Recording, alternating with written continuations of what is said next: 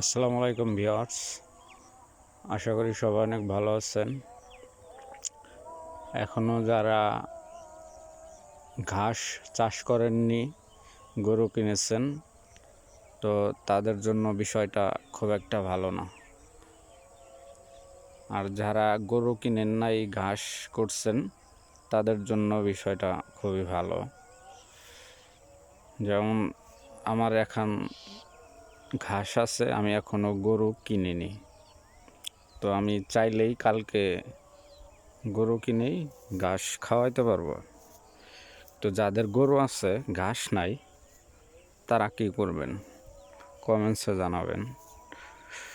শুধু খড় দিয়ে গরু পালন করা, এটা গরু খুব একটা ভালো থাকবে না, ভালো প্রফিটও হবে না। আর দানাদার খাবার খাওয়াইলে তো অনেক ব্যয়বহুল, এর জন্য ঘাস করতে হবে। তো যারা ঘাস করতে চাচ্ছেন, তো আমার কাছে ভালো কোয়ালিটির চারা আছে, গুয়াতিমালা অ্যাভেলেবেল চারা আছে, অনেক ভালো মানের চারা আছে। তো তারা চাইলে আমার কাছ থেকে চারা নিতে পারবেন। যদিও এর আগেও আমি কয়েকটা ভিডিও দিচ্ছি, তো আমার কাছে কি পরিমাণের চারা আছে সেটা দেখাই। আমি ওই ঘাসগুলো আসলে চারা করার জন্যই রাখছি। দেখেন নিচের দিক দিয়ে পাতা মরে গেছে, এর কারণ হয়েছে আমি চারা করার জন্য গাছগুলো রেখে দিচ্ছি।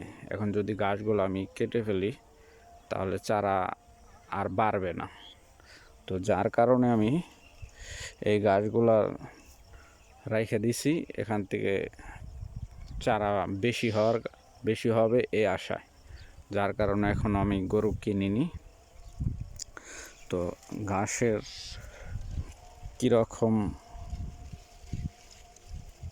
ফলন হয়েছে সেটা দেখেন। 4 আঙ্গুল হয়েছে, এর পাশে আরও জায়গা আছে, অর্থাৎ 5 আঙ্গুলের মতো। বাংলাদেশে গুয়াতিমালা ছাড়া আর কোনো ঘাসে এত ফলন হয় না। তো দেখেন আমার সব ঘাসেরই নিচে পাতাগুলো মরে যাইতেছে। আমি এগুলো আসলে চারা করার কারণে এরকম হইতেছে, তবে সমস্যা নেই, আমার চারা বেশি দরকার। তো যারা ঘাস চাষ করতেছেন, আমার এখানে 2টা চারা আছে, গুয়াতিমালা এবং কি জারা।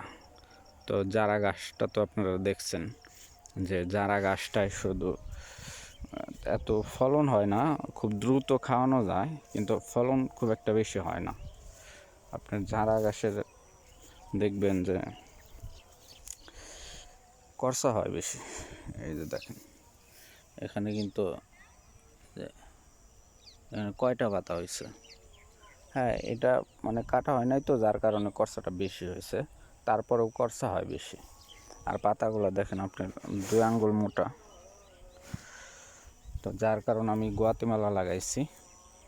আবার পাশেই কিছু, এই যে এখানে কিছু জমি খালি আছে, এখানে গুয়াতিমালা রোপণ করব, এর জন্য আমি চারা করতেছি। অনেক ভালো ফলন হয়েছে।